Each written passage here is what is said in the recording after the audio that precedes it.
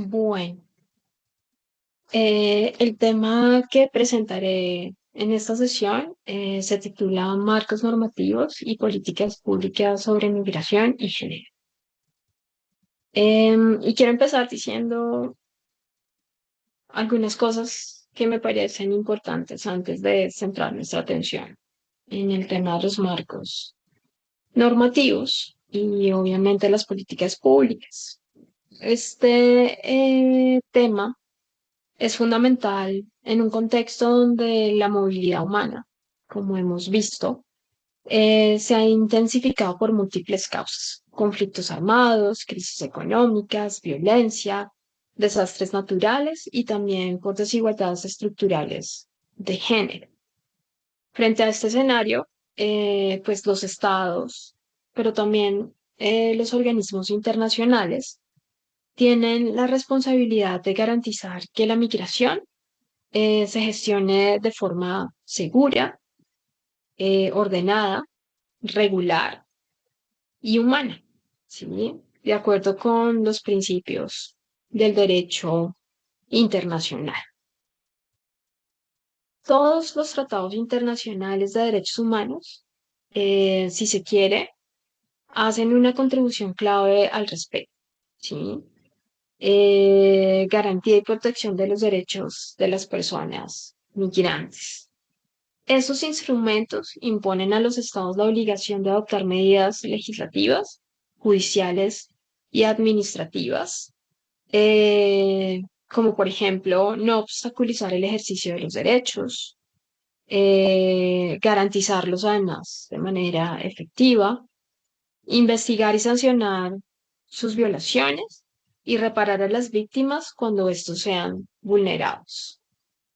En este sentido, pues la Convención sobre los Derechos de los Trabajadores Migratorios y sus familias de 1990 y la Convención sobre la eliminación de todas las formas de discriminación contra la mujer de 1979 constituyen el marco internacional más específico para la protección de las mujeres, niñas y mujeres y niñas migrantes. Además, si centramos nuestra atención en un espacio geográfico específico, eh, como por ejemplo América del Sur, podemos encontrar que la mayoría de los países han ratificado estos instrumentos junto con el protocolo sobre el Estatuto de los Refugiados, el protocolo de Palermo contra la trata de personas y la Convención Interamericana para la eliminación de todas las formas de discriminación e intolerancia, que extiende la protección también a las personas LGB, LGT, LGB, perdón, LGTBQ+. De este conjunto de tratados se derivan tres principios esenciales que orientan toda la gobernanza migratoria: el principio de no discriminación, el principio de no devolución y el principio de reunificación familiar.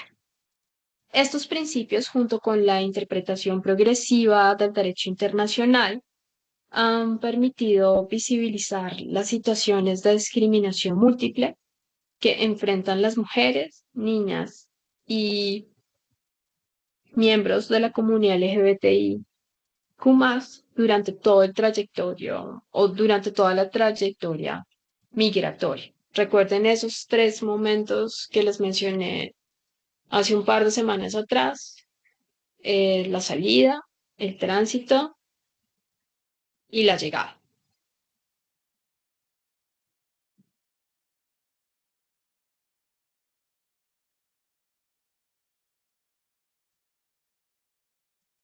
Con esta base, eh, centraré mi atención en tres ejes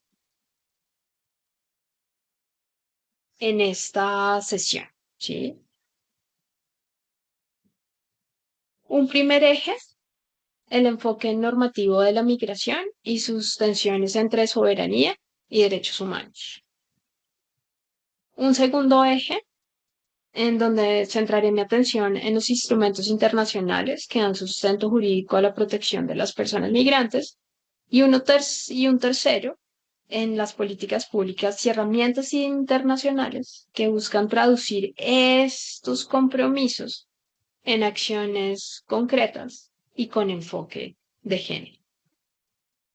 Y el punto de partida para comprender la gobernanza migratoria es el enfoque normativo, es decir, el marco de normas, principios y prácticas que orientan las actuaciones de los estados frente a la movilidad humana.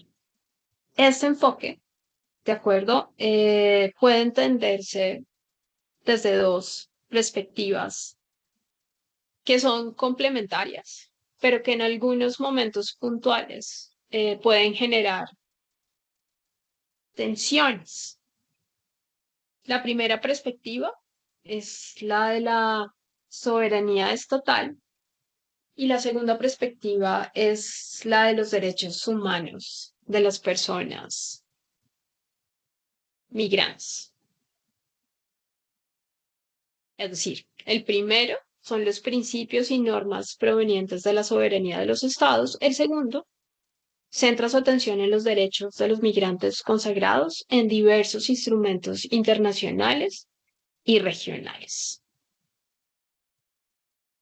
Entonces, en primer lugar, pues sí, de manera breve, centraré mi atención en esa perspectiva basada en la soberanía eh, del Estado, teniendo en cuenta varias cosas, ¿sí? Desde esta mirada, cada Estado tiene el derecho soberano de controlar sus fronteras. Y eso implica que tienen el derecho de definir quién puede ingresar, quién puede permanecer o incluso quién puede ser expulsado. Y si se quiere, también esa soberanía le permite a esos estados establecer políticas migratorias según su interés nacional. Esta perspectiva de la soberanía estatal está reconocido en el derecho internacional público y responde a la necesidad de proteger la seguridad nacional, la estabilidad interna y la integridad territorial. Sin embargo, y aquí es muy importante, esta potestad no es absoluta, ¿sí? Debe ejercerse conforme al derecho internacional y con respeto a los derechos fundamentales. Y para poder entender mejor, quiero traerles un ejemplo eh, relacionado con el control fronterizo y la capacidad que tiene un Estado de accionar eso que ustedes y que todos conocemos como deportación, ¿sí? Un país basado en esta perspectiva de la soberanía estatal, por ende, puede aplicar deportaciones o rechazos en frontera, pero no puede hacerlo cuando esa acción implique un riesgo para la vida o la libertad de las personas, ¿sí? Por ejemplo, en casos de persecución política o violencia de género. De ahí la importancia de entender que esta potestad no es absoluta. Los controles fronterizos anunciados por el gobierno alemán y que comenzarán esta semana tienen dos objetivos principales. El primero de ellos es reducir la migración irregular que llega a Alemania, en especial por vía terrestre. El segundo objetivo, fortalecer la seguridad nacional, en especial luego de varios incidentes de seguridad en las últimas semanas. El más importante de ellos, el ataque terrorista en la ciudad de Solingen, en el occidente del país, cuyo principal sospechoso es un migrante sirio que debería haber sido deportado. El gobierno alemán ha asegurado que estas medidas, estos controles fronterizos, serán flexibles, selectivos, es decir, que no serán generalizados y que serán de acuerdo, que serán conformes con las leyes europeas. Quienes están a favor de estas medidas aseguran que es un paso necesario en momentos en que la migración irregular es el tema más importante para los alemanes, de acuerdo con una encuesta nacional, y también lo ven como una medida importante para tratar de contrarrestar la popularidad creciente del partido de ultraderecha Alternativa para Alemania o AfD, que es un partido populista anti-inmigración. Quienes están en contra de estas medidas o quienes las ven de manera crítica aseguran que podrían no ser muy eficientes precisamente por ser selectivas y flexibles. También aseguran que no afrontan los problemas de raíz tanto en la migración irregular como con el tema de seguridad, y sobre todo, esta es quizás la crítica más importante, hay quienes aseguran que afecta una idea central del proyecto común europeo, esa idea de las fronteras abiertas. De hecho, el gobierno alemán ha sido criticado por algunos de sus socios europeos por anunciar estas medidas, y de ahí que el gobierno alemán y en especial el canciller Olaf Scholz hayan asegurado que están coordinando estas medidas también a nivel europeo. ¿Listo? Con este ejemplo, entonces, quería pues mostrarles cuál es la característica de esta primera perspectiva, que es la perspectiva de la soberanía estatal, ¿sí? Un país como Alemania puede negar la entrada a una persona que no cumpla los requisitos de visa o residencia a través del control fronterizo. Pero si esa persona solicita asilo, entra en juego la otra perspectiva, que es esa perspectiva de los derechos humanos. De ahí la importancia, recuerden siempre, que esa potestad de los estados no es absoluta. Debe ejercerse siempre conforme al derecho internacional y con respeto, perdón, a los derechos fundamentales. La segunda perspectiva, como les había mencionado, si centramos nuestra atención en el enfoque normativo, es la perspectiva basada en los derechos de los migrantes. Esta segunda perspectiva reconoce que todas las personas, sin importar su estatus migratorio, son titulares de derecho. Esta visión se sustenta en instrumentos como el Pacto Internacional de Derechos Civiles y Políticos, el Pacto Internacional de Derechos Económicos, Sociales y Culturales y los convenios de la Organización Internacional del Trabajo, la OIT.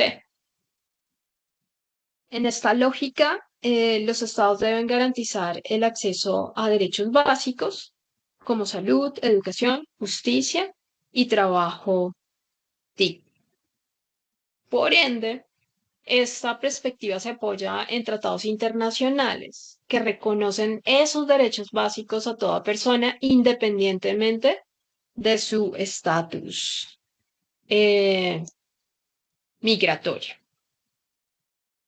Y aquí entonces vengo a mostrarles un ejemplo en donde efectivamente podemos ver como las características o la característica de esta perspectiva centrada en los derechos humanos. Si bien los estados tienen el derecho de regular la migración y de retornar a aquellas personas que hayan entrado de manera irregular a un país, la decisión de devolver a un migrante debe tomarse teniendo en cuenta las leyes nacionales así como las internacionales y un principio desconocido por muchos, el principio de no devolución. Esto es muy simple. El principio de no devolución lo que hace es prohibir la transferencia de una persona de una autoridad a otra o de un territorio a otro cuando se cree que hay motivos sustanciales de que esta persona al retornar sufra tortura, malos tratos, privación arbitraria de la vida o persecución por razón de raza, nacionalidad, credo o pertenencia a un grupo social o político determinado.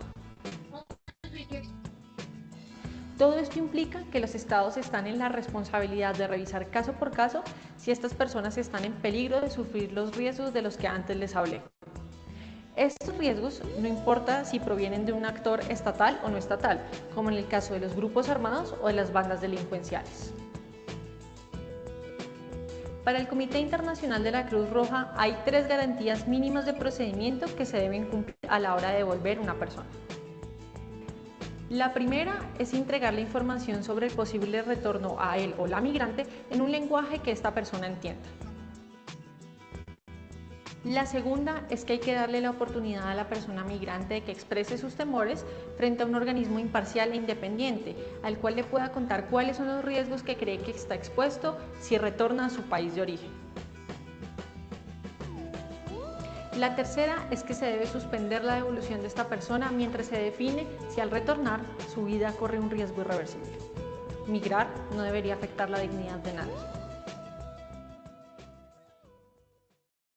Listo, como veíamos ahí, un migrante que huye de un conflicto armado y busca refugio, pues no puede ser devuelto a su país si su vida corre peligro. Este principio está en la Convención sobre Refugiados y en el derecho internacional humanitario. Aunque el Estado tiene soberanía, recuerden que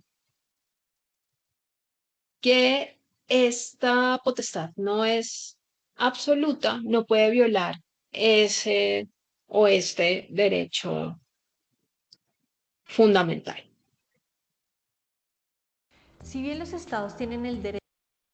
Ahora, ¿qué genera la diferencia entre ambas perspectivas? La coexistencia de estas dos visiones que conforman lo que conocemos como el enfoque normativo en migración genera lo que se denomina dispersión normativa. Esta dispersión normativa ocurre porque las normas que regulan la migración provienen de, primero, distintas ramas del derecho, a veces con objetivos o alcances diferentes, lo que en ocasiones puede generar confusión o vacíos legales.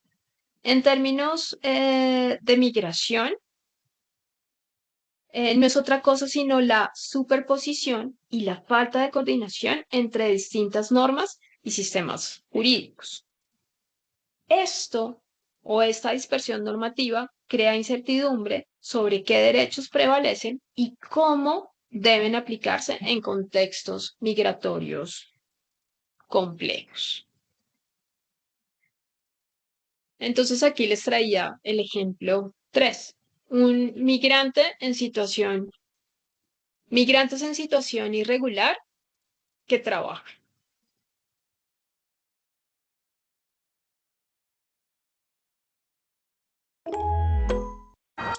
Hola, bienvenidos a Migrantes, el programa semanal de France 24 sobre todo.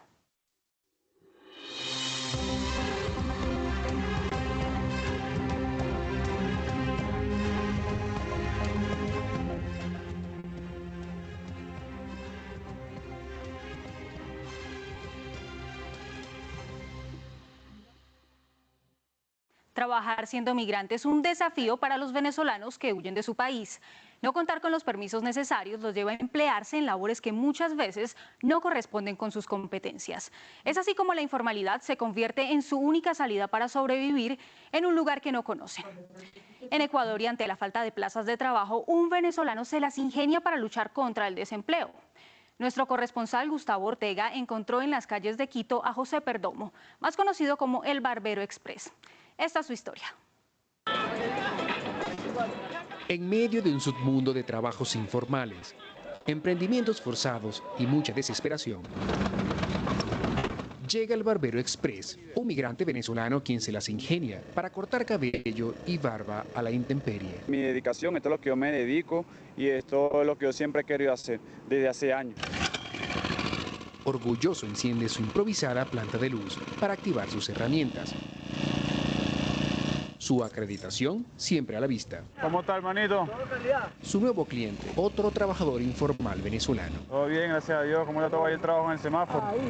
Es que este corte de cabello en las calles es la única opción que puede permitirse ante la falta de empleo formal. Porque a pesar de que tengamos la visa, a pesar de que tengamos papeles en regla no conseguimos empleo. Entonces, la necesidad pues lo lleva a hacer a uno muchas cosas. Son historias de lucha y resignación en un país extraño. José no descansaba mientras trabajaba para otros, ahorraba para poder comprar sus herramientas. Hoy es su propio patrón. En Venezuela se dedicaba al mantenimiento de hoteles. Sacaba 3 carritos de golosina en la mañana y guardaba en la tarde también 3 carritos de golosina que había en el centro. Y en el transcurso del día trabajaba de barbero, que era todo el día, que era por decirle de las 10 de la mañana hasta las 8 de la noche. En Ecuador, hoy forma parte del 60% de los migrantes venezolanos que se desempeñan en el mercado informal, como una forma de independizarse ante la falta de empleo o la explotación laboral que sufren los venezolanos, según cifras de la Asociación de Venezolanos en Ecuador. Ese tipo de explotación laboral ha generado que ellos sean más independientes, no ser una carga, y lo que no quieren hacer es ser una carga para el gobierno. Es que hoy José cuenta con 5 máquinas de trabajo, un corte elegante o una rasurada que satisfacen a la intemperie. Terminó la faena y se va con el sueño de abrir un negocio propio en su nuevo país. La historia de José se repite en otras calles de América Latina. Aunque no hay cifras exactas en Colombia, por ejemplo, se estima que la tasa de desempleo de las personas que llegaron de Venezuela es del 19,2% y en Perú, el segundo país receptor, el 90% de los migrantes tiene trabajo, pero en su mayoría es informal. Sobre este tema hablamos con Jürgen Weller, jefe de la Unidad de Estudios de Empleo en la División de Desarrollo Económico de la CEPAL. Bueno, primero hay que tomar en cuenta que la informalidad es un fenómeno que en América Latina no solamente afecta a los migrantes. De hecho, la OIT ha calculado que un 53% de los trabajadores latinoamericanos están trabajando en condiciones de informalidad. La mayoría porque está trabajando en el sector informal, pero también hay un porcentaje no menor de personas que trabajan en el sector formal, pero en condiciones de informalidad laboral. De manera que la informalidad de los migrantes es parte de un problema más amplio, pero es cierto de que la proporción de la informalidad es típicamente mayor entre los migrantes que entre los nacionales, con políticas adecuadas y mercados de trabajo en buen funcionamiento. Gradualmente la proporción de migrantes que logran formalizarse, logran entrar al mercado de trabajo formal está creciendo, y eso se está observando en muchos países. Weller asegura que la informalidad, al no ser una problemática exclusiva de los migrantes, genera choques entre algunos sectores en los países de destino. Muchos estudios muestran que la migración es beneficiosa para los países, el aporte por el trabajo primero y después con la formalización, típicamente también las contribuciones a los sistemas de seguridad social, los impuestos, aunque pueda haber grupos específicos que compiten con migrantes. Ahí hay que tomar en cuenta estas preocupaciones de las personas, de los trabajadores que se sientan amenazados, y ayudándoles también a evitar que sean desplazados, de ver que no son objetos, digamos, que tienen que pagar el costo de la migración. Y una de las cosas es obviamente apoyar a la formalización, y que es no solamente para los migrantes, sino como una estrategia del mercado de trabajo en general. Sabemos que muchos migrantes tienen que trabajar en niveles de cualificación pero por debajo de lo que han estudiado y la experiencia que han adquirido previamente, de manera que agilizar el reconocimiento de títulos también es una manera positiva para apoyar a la inflación productiva y finalmente formal de los migrantes. Mientras los migrantes siguen sin conseguir esos permisos, corren el riesgo de no solo carecer de derechos laborales, sino de incluso ser víctimas de explotación. Hasta aquí Migrantes de France 24. Los invitamos a comentar en nuestras redes sociales con el hashtag MigrantesF24. Siga conectado con más información en France 24 y france24.com. Listo. Este es un buen ejemplo, ¿de acuerdo? Un migrante sin papeles que se encuentra en una condición irregular puede ser sancionado por permanecer irregularmente en el país de destino. ¿De acuerdo? Esa posibilidad de ser sancionado pues explica la perspectiva de la soberanía estatal, pero al mismo tiempo tiene derecho a un trato digno y a recibir pues un salario. Y esa posibilidad, ¿de acuerdo? Pues hace parte de la perspectiva de derechos humanos, ¿sí? Y si se quiere, pues esta situación genera una tensión normativa. Por un lado, el Estado de destino busca hacer cumplir la normatividad, ¿de acuerdo? Pero los tratados internacionales exigen proteger unos derechos mínimos. Esta dispersión normativa, ¿sí? Es decir, la superposición y la falta de coordinación entre distintas normas y sistemas jurídicos, pone de manifiesto la necesidad de armonizar los marcos legales y crear mecanismos interinstitucionales que aseguren entonces una aplicación coherente de los derechos humanos. Y para comprender cómo se logra esa armonización, o por lo menos intentar esa armonización, es necesario, por ende, revisar los instrumentos internacionales que establecen como unos estándares mínimos de protección, pero también están relacionados con esas obligaciones eh, estatales. Y aquí entonces inicio como mi segundo, inicio como el segundo eje que vamos a tratar en esta sesión, ¿sí? ¿Qué es o qué tiene que ver con esos instrumentos jurídicos internacionales? Y aquí me gustaría primero decir lo siguiente. No existe un instrumento internacional único, integral y jurídicamente vinculante que regule toda la migración internacional. ¿De acuerdo? Sin embargo, si hay un conjunto de normas dispersas, tratados, convenios y declaraciones que establecen los derechos, obligaciones y responsabilidades de los estados, pero también los derechos, obligaciones y responsabilidades que tienen los migrantes. Estas normas, ¿de acuerdo? Provienen de diversas ramas del derecho, desde el derecho internacional público, el derecho internacional de los derechos humanos, el derecho de los refugiados, el derecho penal internacional cuando corresponde, el derecho laboral internacional y el derecho humanitario internacional.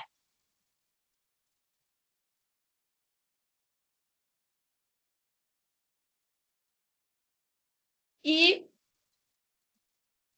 la pregunta entonces que deberíamos hacernos es cuáles normas y o instrumentos internacionales. Y nos encontramos con, digámoslo así, dos áreas fundamentales o dos mundos que terminan siendo muy importantes cuando tratamos de abordar sí o sí estos instrumentos internacionales. Por una parte tenemos estos instrumentos vinculantes que son obligatorios para los estados que los ratifican, que es lo que podríamos denominar eso que ustedes conocen como hard law o derecho fuerte, ¿sí? Pero al mismo tiempo nos encontramos con unos instrumentos que no son vinculantes y que no son obligatorios para los estados que lo ratifican, pero sí o sí vienen a complementar entonces ese hard law. Y esta perspectiva es conocida como soft law.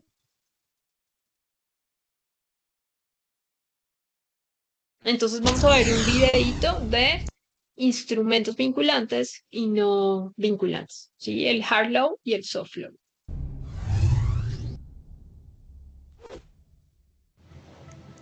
Hard law y soft law, el duro y el derecho blando.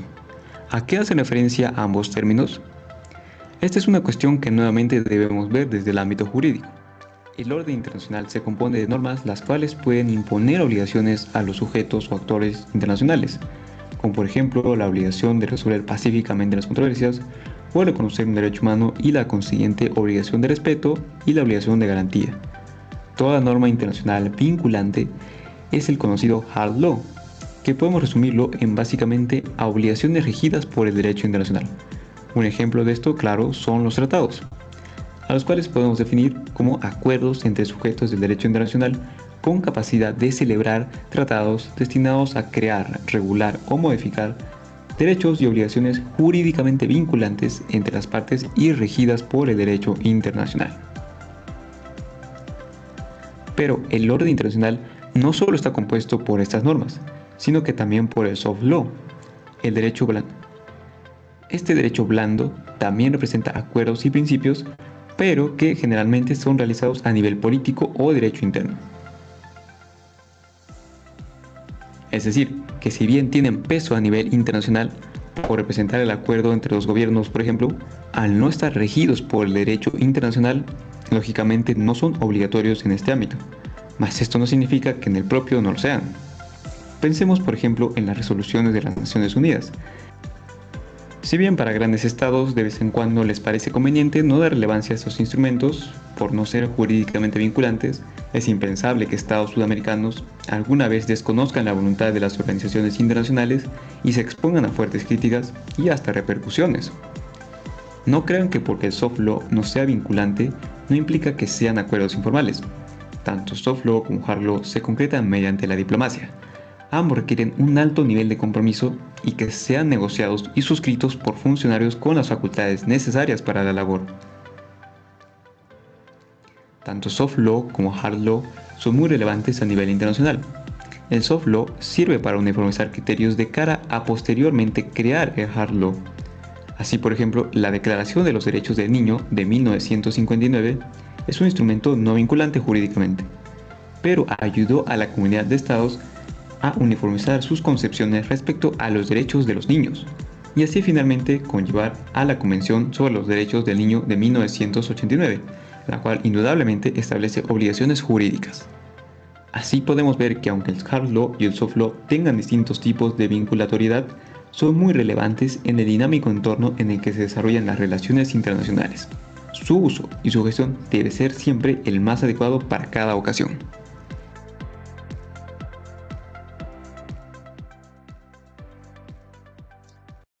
Listo, ahí veíamos como una breve explicación de lo que les acabo de mencionar, la importancia que tienen esos instrumentos vinculantes y no vinculantes, especialmente en el tema migratorio. ¿Listo?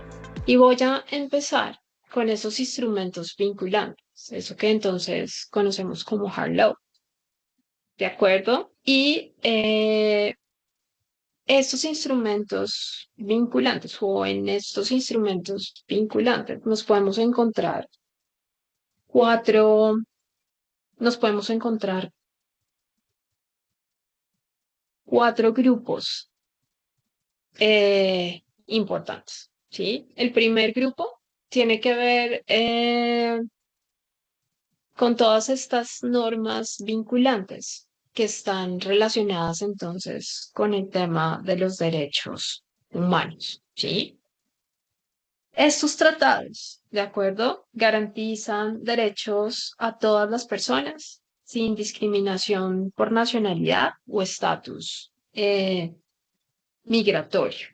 Y ahí nos encontramos algunos que seguramente pues hemos escuchado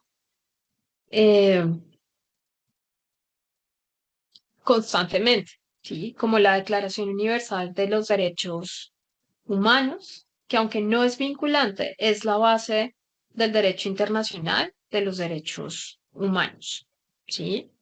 Por ejemplo, en su artículo 13 se reconoce el derecho a salir de cualquier país y a regresar al propio.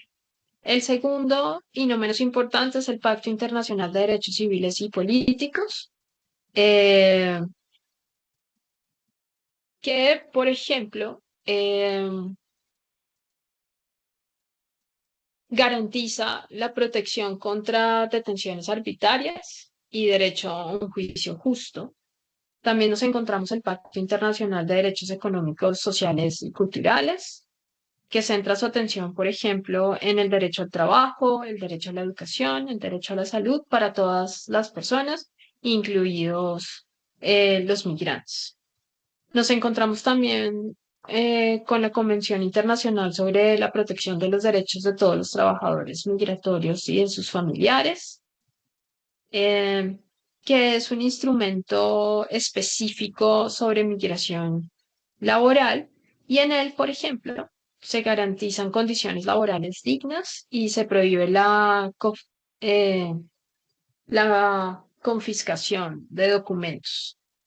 También dentro de este grupo podemos encontrarnos la Convención Internacional sobre la Eliminación de todas las formas de discriminación racial y la Convención sobre los Derechos del Niño, que por ejemplo este último se aplica a los menores migrantes, incluidos los no acompañados, garantizando su interés superior. En el segundo grupo de estos instrumentos internacionales nos encontramos todo el tema de los refugiados y todo el tema de protección humanitaria. Al respecto, pues nos encontramos con la Convención sobre el Estatuto de los Refugiados y su protocolo que va a ser formalizado en 1967, en donde se define quién es refugiado y prohíbe su devolución, que era un ejemplo que veíamos cuando centramos nuestra atención en el enfoque normativo a partir de estas dos perspectivas. Sobre todo y especialmente, se prohíbe su devolución cuando esa persona que migra o que decide migrar o que huye lo hace por cuestiones de persecución política o por situaciones relacionadas con guerras o conflictos internos. La Convención de la OUA sobre los refugiados, que amplía la definición de los refugiados, amplía también, o esa ampliación de la definición de los refugiados está centrada puntualmente en quienes huyen por violencia generalizada o desastres naturales. Está también la Convención Americana sobre los Derechos Humanos, que garantiza derechos fundamentales a toda persona bajo jurisdicción de un Estado parte. Incluso también en algún momento se menciona todo el tema de los migrantes irregulares. Un tercer grupo que está centrado en el tema del derecho laboral internacional, en donde la OIT o la Organización Internacional de Trabajo juega como un actor central, y ahí nos encontramos con tres convenios importantísimos: el número 97 sobre trabajadores migrantes, el número 143 sobre migraciones en condiciones abusivas y promoción de la igualdad de oportunidades, el convenio 189 sobre trabajadores y trabajadores domésticos, que también, si se quiere, es aplicable a casos puntuales de migrantes. Independientemente de un trabajador migrante sin documentos, tiene derecho a recibir un salario por su trabajo y condiciones laborales seguras. Recuerden un poco en el caso que veíamos cuando hace un par de minutos centramos nuestra atención en el enfoque normativo bajo esas dos perspectivas, ¿sí? La perspectiva de la soberanía del Estado y la perspectiva de los derechos humanos. Y un cuarto grupo, que es el del derecho penal internacional, ¿de acuerdo? Y ahí nos encontramos con la Convención de las Naciones Unidas contra la Delincuencia Organizada Transnacional, que incluye dos protocolos complementarios y muy relevante para el tema de los migrantes. Por una parte, por el protocolo contra la trata de personas, especialmente centrada en el tema de mujeres, niños, niñas y adolescentes, y el protocolo contra el tráfico ilícito de migrantes por tierra, mar y aire. ¿Sí?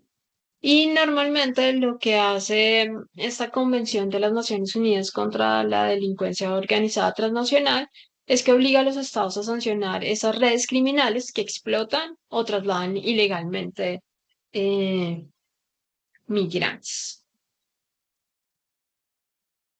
Pero como les mencionaba hace un par de minutos, pues también nos encontramos con unos instrumentos no vinculantes, eso que podríamos denominar soft law o derecho blando, ¿sí? Que tiene, pues, como ustedes vieron, unas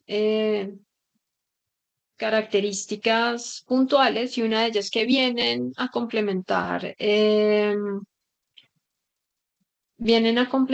sí o sí esos instrumentos internacionales vinculantes, que recuerden, son obligatorios para los estados que los ratifiquen.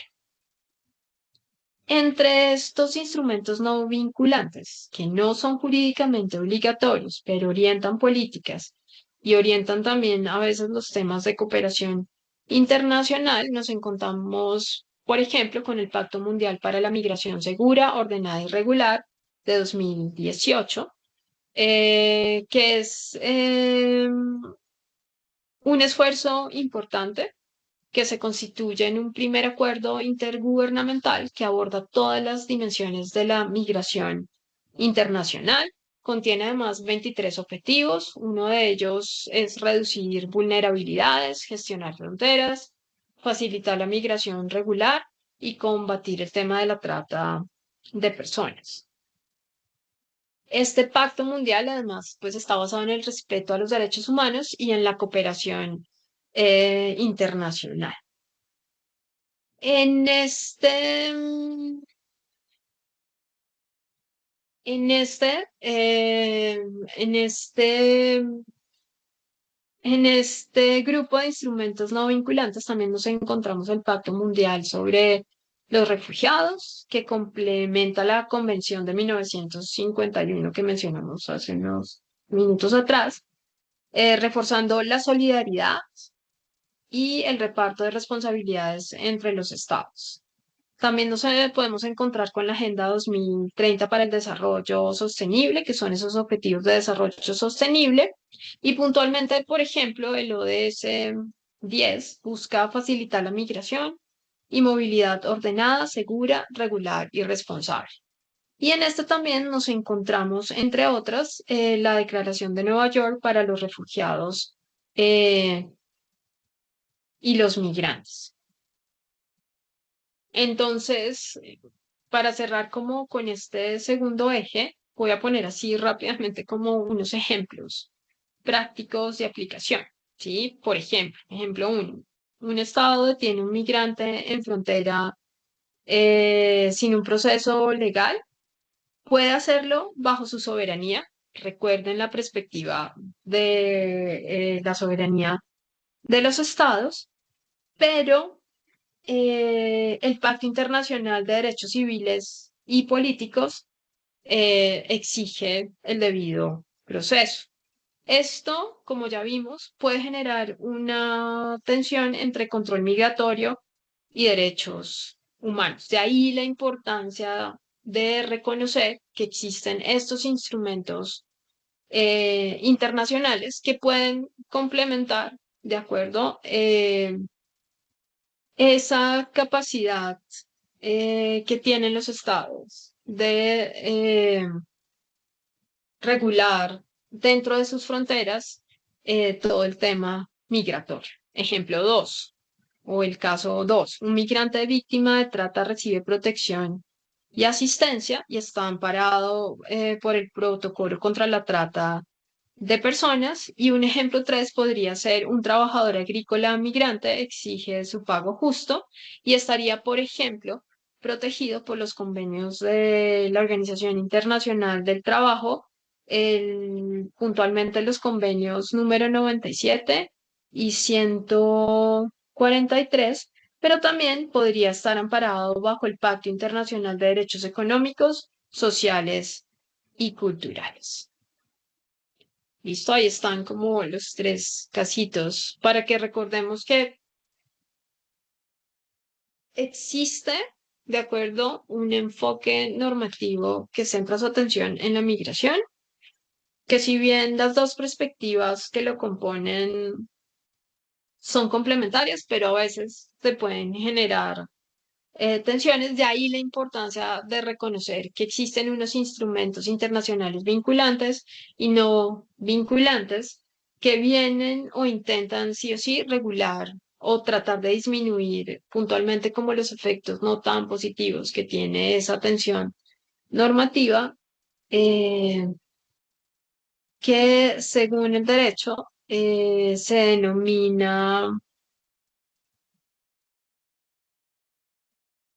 se denomina dispersión normativa. Ahora, eh, estos instrumentos internacionales, como por ejemplo los tratados internacionales, ¿de acuerdo? Todos estos instrumentos, tanto vinculantes como no vinculantes, que mencionamos con anterioridad, por sí solos no bastan, ¿sí? Por sí solos no son suficientes. Su eficacia depende de cómo los estados los incorporan en su legislación y cómo esos estados logran transformarlos en políticas públicas, es decir, en acciones, en instrumentos, ¿sí? Que van encaminados a solucionar situaciones que pueden ser definidas como problemas públicos. Y en el caso de América Latina, en el caso de América del Sur, pues quiero traer como referencia algunos avances que han tenido algunos estados, eh, tratando de incorporar en su legislación, ¿de acuerdo? Buena parte de estos instrumentos que mencioné con anterioridad, tratando además, si se quiere, de disminuir esa tensión que puede generar las dos perspectivas en las que centra su atención el enfoque normativo eh, de migración y en las cuales también se trata de incorporar el enfoque de género y de derechos humanos en sus políticas migratorias. Y voy a poner algunos ejemplos concretos que me parece, pues, son positivos porque de alguna u otra manera demuestran como algunos avances importantes. Uruguay, por ejemplo, cuenta con una Junta Nacional de Migración y esta Junta Nacional de Migración está integrada por varios ministerios. Uno de los puntos fuertes, por ejemplo, de lo que hace Uruguay es que aplica el principio rector de igualdad de género, eh, y quien coordina esta Junta Nacional es el Ministerio de Desarrollo Social y puntualmente su Departamento de Diversidad Sexual para atender a mujeres y personas transmigrantes víctimas de violencia o de trata. Sí. También otro ejemplo interesante es el caso de Ecuador. En la Constitución de 2008 eh, y mediante la Ley Orgánica de Movilidad Humana, reconocen el derecho a migrar y la igualdad sin discriminación. Además, crean un Consejo Nacional para la Igualdad de Género que supervisa la incorporación del enfoque de género en todas las políticas relacionadas con el tema de la movilidad o la migración.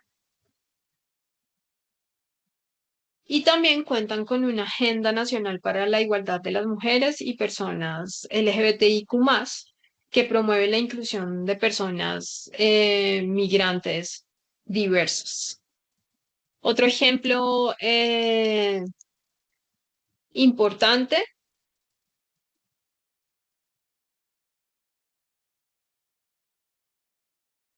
es el caso, ya ahí se me pasó pasarles el videito, ya me devuelvo. Otro caso importante es también el caso de Paraguay, que incorpora la equidad de género en su política migratoria, aunque aún realmente pues, no se traduce completamente este enfoque en planes operativos, pero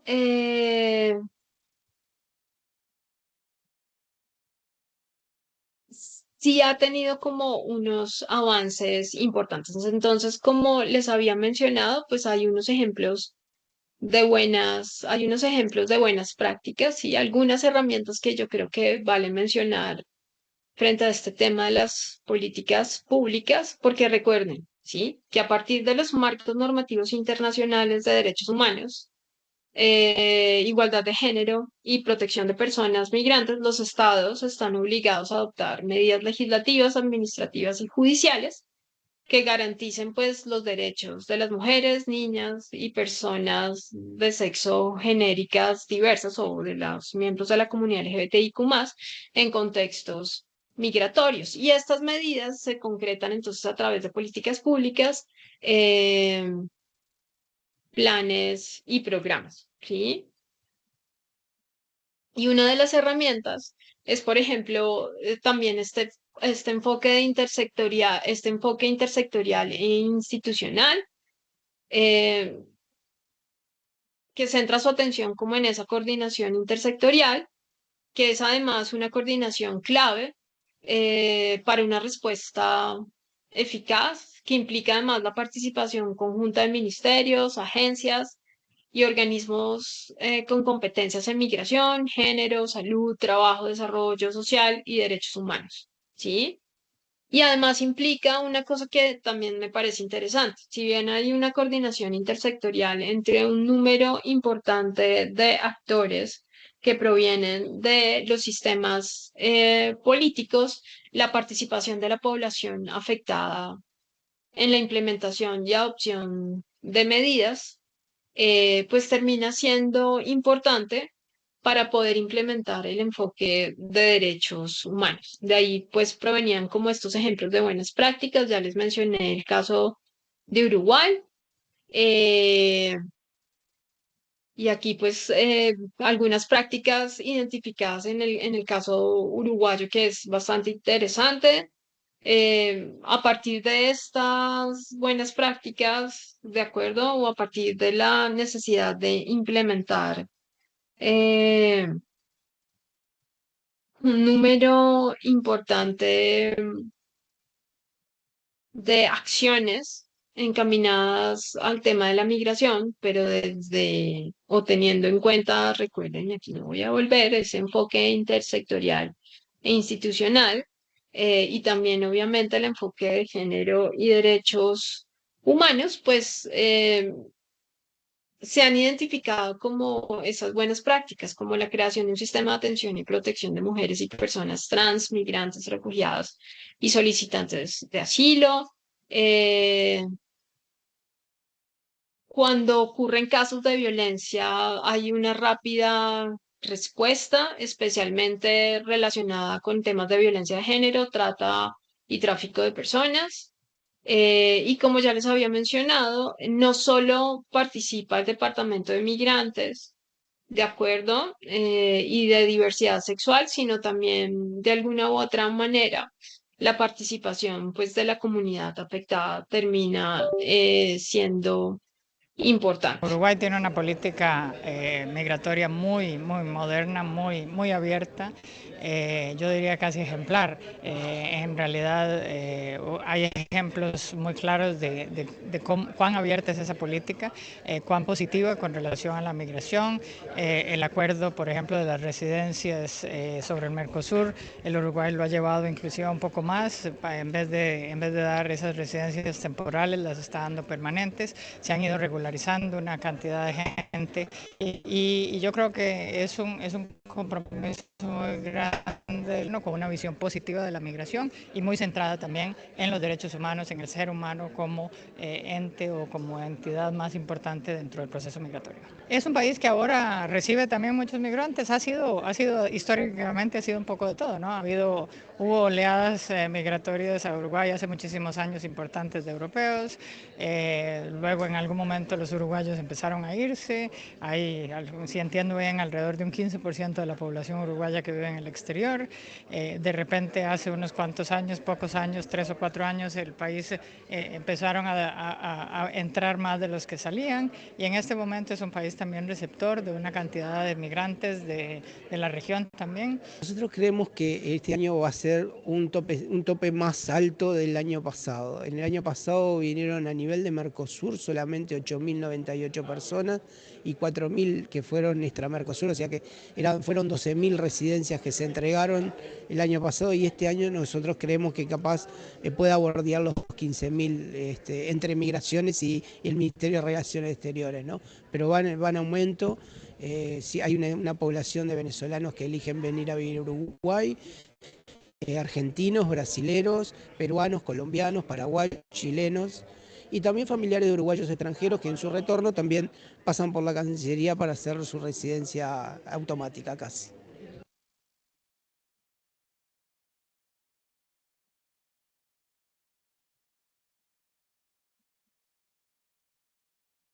Listo, ahí pues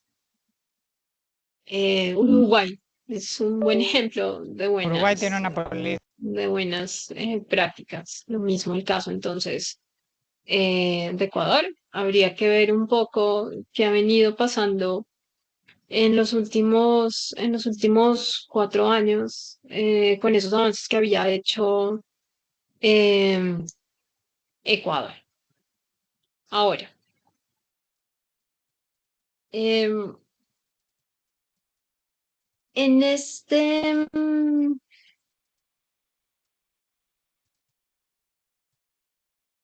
en este, mm, en este, en este tema de los marcos normativos, las políticas públicas y demás, ¿de acuerdo?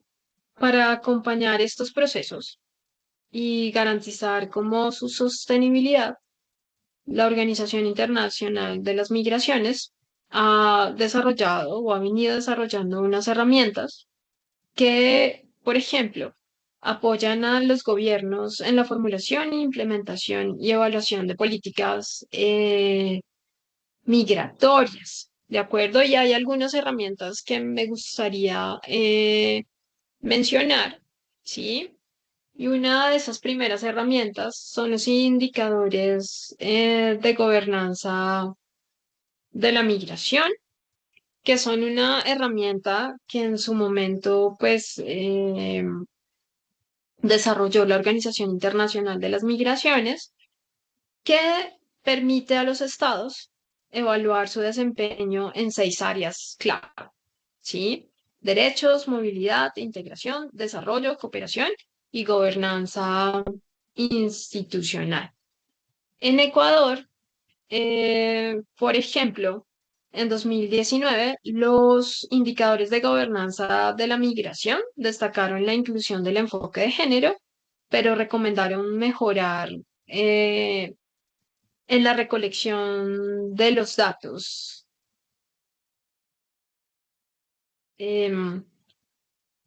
relacionados con población inmigrante. En Uruguay en 2020 identificaron fortalezas en esa coordinación interministerial, como observamos hace un par de minutos atrás, pero también evidenciaron algunos vacíos, por ejemplo, vacíos relacionados como en la sistematización de información sobre violencia basada en género. Si bien estos indicadores de gobernanza de la migración no clasifican ni sancionan, sí tienen o cumplen como un objetivo que me parece importante que lo conozcamos, y es que ofrecen diagnósticos participativos y orientaciones de mejora, ¿sí? Estos indicadores de gobernanza también refuerzan como la participación gubernamental en el cumplimiento, por ejemplo, del Pacto Mundial para la Migración y los Objetivos de Desarrollo Sostenible. También permite además monitorear avances en la implementación de políticas de buena gobernanza migratoria, identifica buenas prácticas y áreas por mejorar. Recuerden los ejemplos que les ponía: Ecuador 2019, Uruguay 2020. Si bien destacaron avances en cada uno de estos países, pues también identificaron algunos vacíos o algunas mejoras que debían hacerse frente a estas políticas, programas y planes que vienen desarrollando sí o sí, pues algunos de estos países en materia de migración. Y otro, otra, otro objetivo, otro propósito que tienen estos indicadores de gobernanza, que son los que trabaja la OIM, son, por ejemplo, o centran su atención en orientar cambios en las políticas públicas hacia una migración segura, ordenada y regular. ¿Sí? En el contexto del enfoque de género, estos indicadores permiten evaluar si las políticas migratorias consideran las desigualdades estructurales que afectan a mujeres y personas de la comunidad LGBTI migrantes. Y ahí pues quería compartirles rápidamente un poco pues la página de la OIM, que centra su atención como en estos indicadores de gobernanza de la migración a nivel local. Y bueno, ahí pues, pues uno puede seleccionar por país. Vamos a seleccionar uno de manera Filipinas, y ahí pues nos arroja como el resultado, ¿de acuerdo? Eh, y pues podríamos, podríamos seguir pues analizando o conociendo más de esta herramienta, que me parece interesante. Y podemos poner, bueno, ahí salen como las ciudades en donde se presenta el mayor número de migrantes, y ahí pues nos muestra el perfil de gobernanza migratoria del municipio de San José de Cúcuta, que es la capital del departamento de Norte de Santander, que es frontera con el estado de Táchira en Venezuela. Y pues ahí se puede bajar el informe y conocer puntualmente el resultado de esos indicadores de gobernanza eh, para 2021. Me voy a volver a pero creo que no lo vieron porque no dejé de compartir. Bueno, de todas maneras ahí les dejo como el enlace para que ustedes empiecen como a hacer análisis que me parece interesante. Y estos indicadores, ¿de acuerdo? Centran su atención como en 6 dimensiones: derechos de los migrantes. El enfoque está centrado como en el reconocimiento y protección de los derechos humanos y laborales, gobernanza de movilidad y fronteras, políticas de admisión, visas, control fronterizo y retorno. La tercera dimensión, integración y bienestar social, centra su atención, por ejemplo, en el acceso a servicios, inclusión, cohesión y combate a la xenofobia. una cuarta dimensión que es la migración y desarrollo, que es la vinculación entre migración, empleo, remesas y desarrollo sostenible, cooperación internacional, que es la participación en acuerdos y mecanismos regionales y globales. Recuerden la importancia que tienen como estos instrumentos internacionales vinculantes y no vinculantes. Y una sexta dimensión que es la gobernanza institucional y el marco legal, que centra su atención como en evaluar la coordinación entre instituciones, leyes, planes eh, y mecanismos de datos.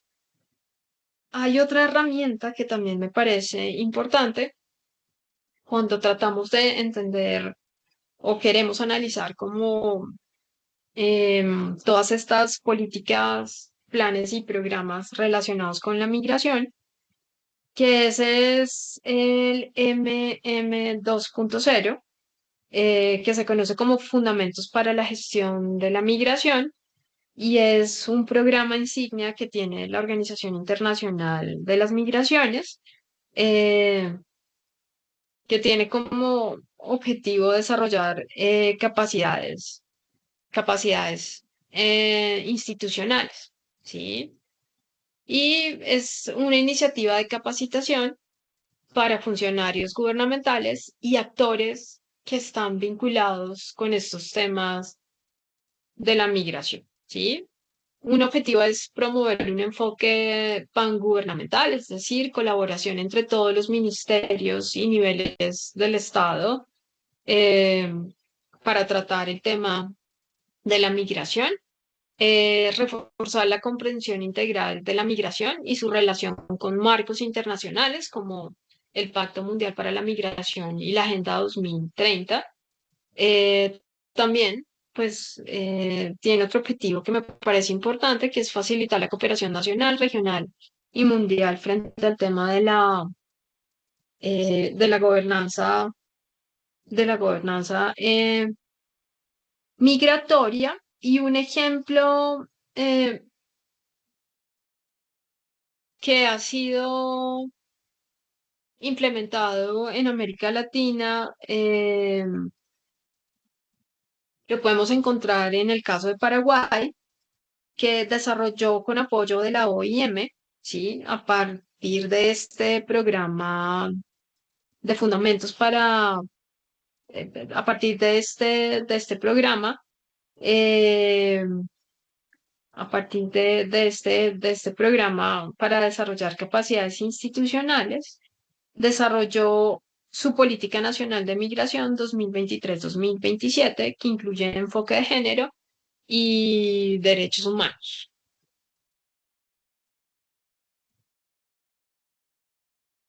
Esto ahí lo pueden ver, sí. Y el contexto puntual era que Paraguay carecía de una política migratoria actualizada. Y bueno, a partir de esta herramienta, pues, y a través de la implementación de unos talleres, pues se logra elaborar ese borrador de política nacional de migración que va hasta 2027 en Paraguay. ¿De acuerdo? Y también, pues, para salirnos un poco de la región de América Latina, eh, a través de este programa, pues también se aplicó o se adoptaron algunos planes de movilidad laboral regional en África Oriental, principalmente Uganda, Kenia y Tanzania. Y pues se hicieron también una especie de talleres, capacitaciones a funcionarios con el fin de desarrollar marcos regionales de movilidad laboral y fronteriza. eh, y bueno, dio como resultado pues la elaboración de esos planes para trabajadores migrantes con estándares de protección y obviamente mecanismos de reconocimiento mutuo en temas de cualificación.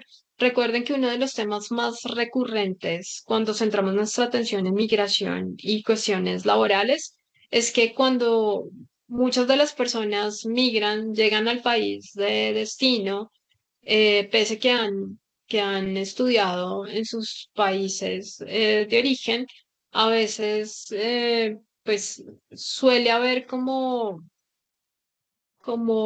suele haber como un impacto no tan positivo o suele, no sé cómo decirlo, suele haber o suele tener como un efecto no tan positivo en lo que en algún momento yo había hecho en mi país de origen, porque en el país de destino no consideran pues esas cualificaciones o lo que yo estudié o los trabajos que realicé o todo lo que tiene que ver con mi trayectoria profesional y muchas veces significa sí o sí empezar de cero y eso pues ocurre como en muchas situaciones. Entonces, pues voy a ir cerrando, ¿de acuerdo?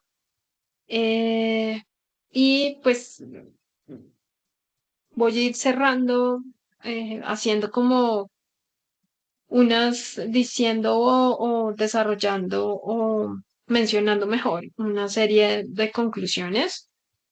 Eh, en síntesis, de acuerdo, la gobernanza migratoria moderna se apoya en tres pilares que están interconectados. De acuerdo, el marco normativo internacional que define los estándares y principios. Recuerden que ese enfoque normativo de las migraciones se basa en dos perspectivas, una perspectiva de la soberanía de los estados y otra perspectiva de los derechos humanos, que existen además unos instrumentos internacionales de carácter vinculante y no vinculante que sí o sí ayudan a disminuir esa tensión que puede presentarse en esas dos perspectivas del enfoque normativo eh, de la migración.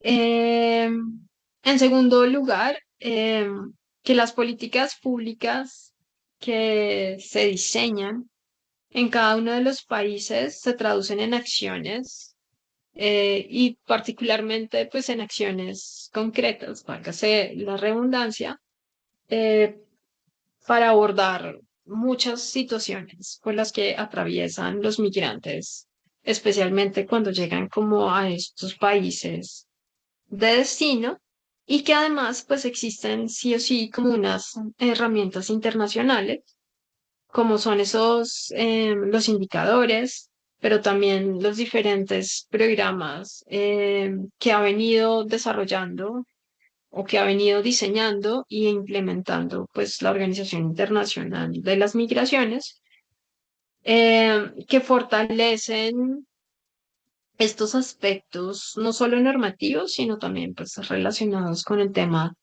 de las políticas públicas, ¿sí? En conjunto, estos elementos permiten avanzar hacia una migración segura, ordenada y regular, pues donde la dignidad humana, la igualdad de género y la inclusión sean el centro de las decisiones. Porque como recuerda la Organización Internacional de las Migraciones, gobernar la migración no es restringirla, sino gestionarla de manera justa, cooperativa y humana. Muchas gracias.